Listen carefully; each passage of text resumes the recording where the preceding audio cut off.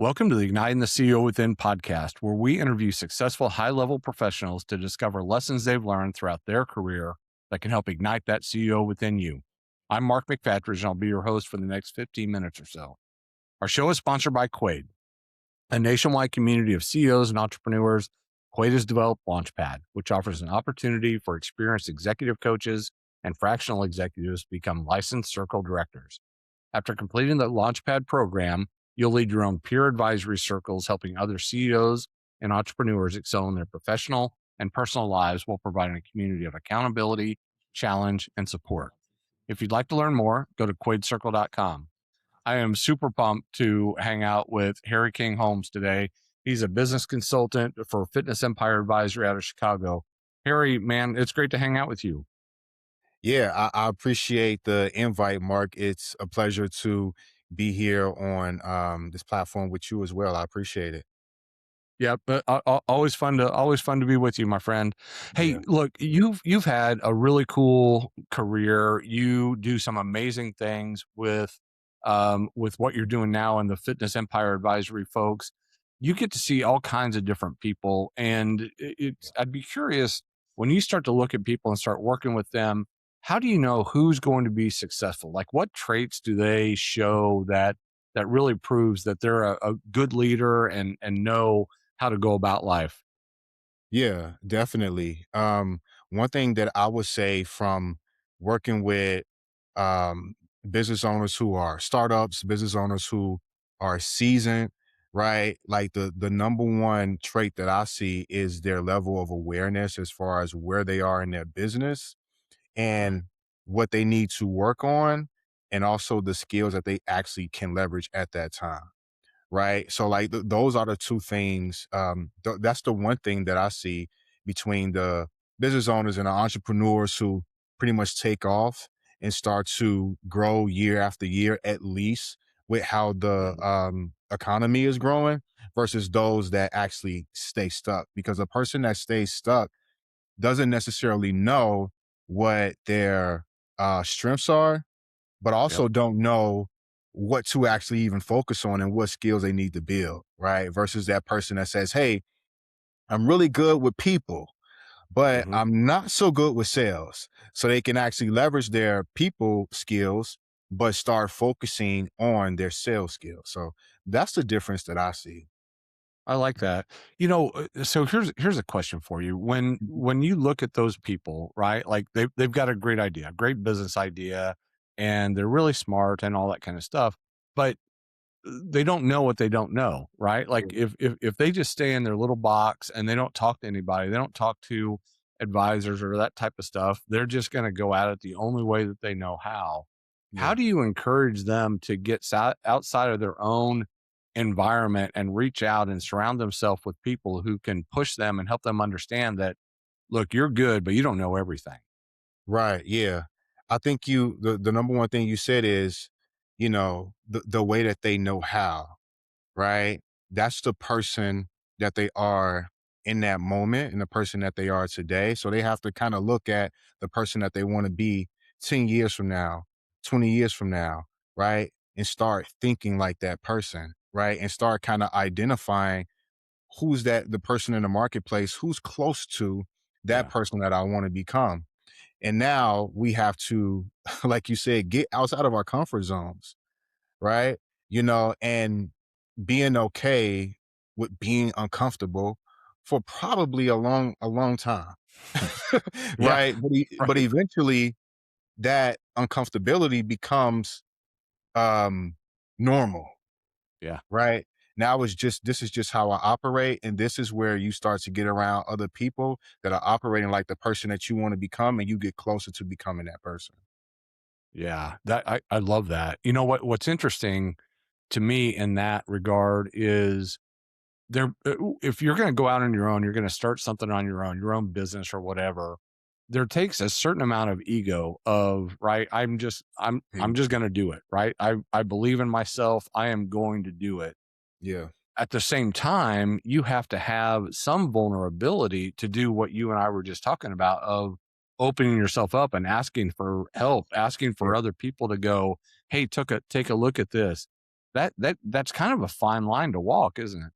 It is, and I'm glad you brought that up too, and I think this is why I love having these conversations is because, like, that was something that I had to address years ago in the beginning stages, and I continue to have to address them, as I continue to go to next levels and become more aware of traits and things that I need to work on, is putting that pride aside, putting that ego aside, and saying, "Listen, I don't care who the information comes from, right?" Like I've worked with women, I've worked with men, I work with people from Yep. different ethnicities, backgrounds. I'm like, listen, if God is going to send me somebody, I don't care how old, how young they are, if they have information that I need and skills and traits that I want to replicate into the person that I want to become, right?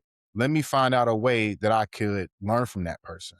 Right. And like you said, Yep. continuing to just put your ego aside. And I truly believe that, like, God talks to us through people. Right. So if Yep. we don't put our egos aside and we stay in this box and we stay in this comfort zone and try to figure it out on our own, you're just blocking your own blessings. Right. And businesses are created, of course, to build wealth and freedom for us. But more importantly, the only way we're going to achieve that is by solving a problem for someone else.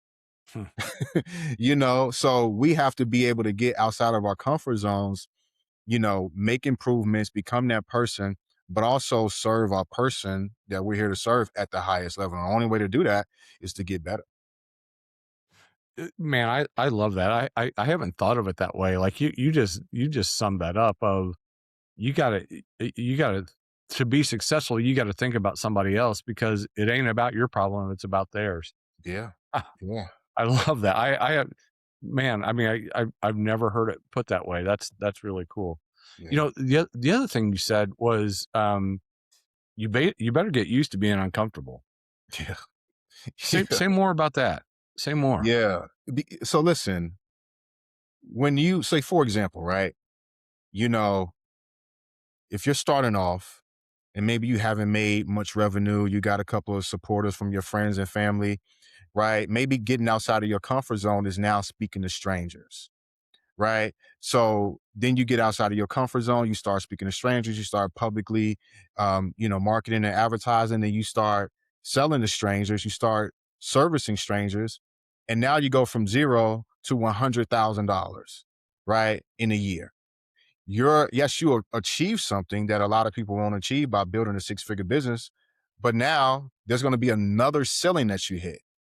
The other ceiling may be start investing into advertisement. The other ceiling may be really start hiring team members. Now you have another uncomfortable ceiling that you have to overcome, right? Mhm. And now you're trying to get from 100,000 to a quarter million a year or 500K a year. And then like as you continue to grow, if that's something that you want to do, there's gonna be new things that you learn about yourself and new things that you learn about your business. And I think the hard thing is separating the two and not defining, like allowing this constraint in the business to define who you are as a person. So it's just different levels of uncomfortability is gonna come throughout this journey of becoming a very successful entrepreneur. Yeah. That's really cool. Yeah, I like that a lot.